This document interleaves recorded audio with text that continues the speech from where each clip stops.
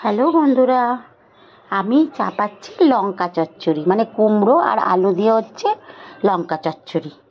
হ্যাঁ, এই তেল বসালাম, তেলে একটু কালো জিরে দিলাম আর একটা শুকনো লঙ্কা দিলাম, একটা শুকনো লঙ্কা আর কালো জিরে দিলাম, দিয়ে একটু তেলটা নেড়ে নিয়ে তেলটা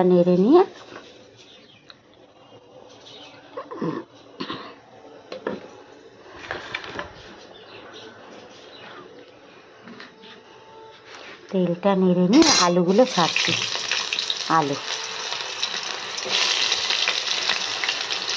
আলু আর কুমড়ো এগুলোকে তেলে ছাড়লাম, ছেড়ে একটু নাড়ছি, নেড়ে নিই।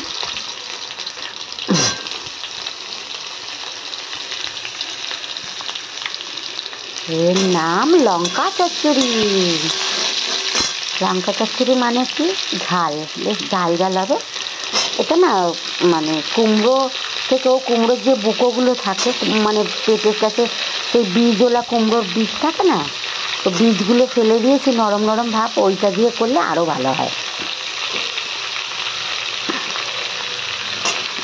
আলু আর কুমড়ো দিয়ে একটু নাড়াচাড়া করছি,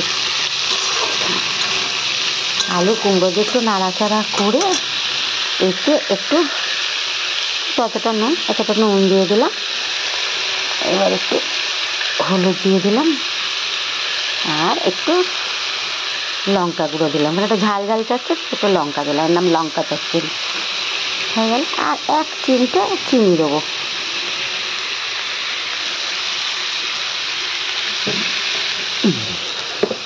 একটু নেড়ে নিই,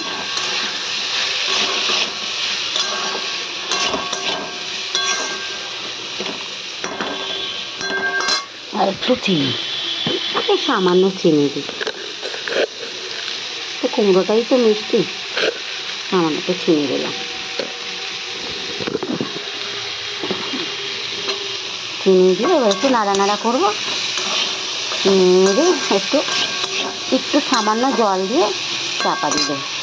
এবার সামান্য একটু জল দিই, একটু জল দিলাম, সামান্য জল দিয়ে একটু চাপা দিয়ে দেবো, একটু চাপা দিয়ে দিলাম। নিজে এবার সিদ্ধ হয়ে এসছে, গ্যাসটা বাড়িয়ে দিই, গ্যাসটা কমিয়ে রেখে একটু ভাপাতে দিয়েছিলাম, ওটা সিদ্ধ হয়ে গেল। এতে কিছু দিতে হয় না, যদি মনে করেন সর্ষে লঙ্কা বাটা দেবো দিতে পারেন, অসুবিধে নেই। আমি সর্ষে লঙ্কা বাটা দিই না, একটু ধনে পাতা একটু সর্ষের তেল দেবো, ব্যাস, দিয়ে একটু নেড়ে নামিয়ে দেবো। এটা লঙ্কা চচ্চড়ি, প্রথম পাতে খেতে খুব ভালো লাগে। আমি যে একটু ধনে পাতা দিয়ে দিলাম, তো ধনে পাতা একটু ছিটিয়ে দিলাম আর একটু সর্ষের তেল দিয়ে দেবো,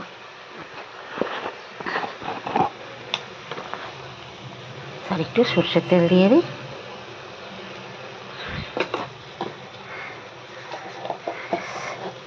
এবার একটু নেড়ে নেবো,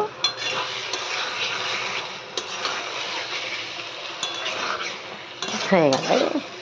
2-4 মিনিট ভাপাতে দিয়েছিলাম, কেন কুমড়ো আলুটা আমি তো বুকো সেরকম পাইনি, ওই জন্য কুমড়োটা একটু করে দিলাম, একটু কুমড়ো দিয়ে দিয়েছিলাম, ব্যাস হয়ে গেল লঙ্কা চচ্চড়ি।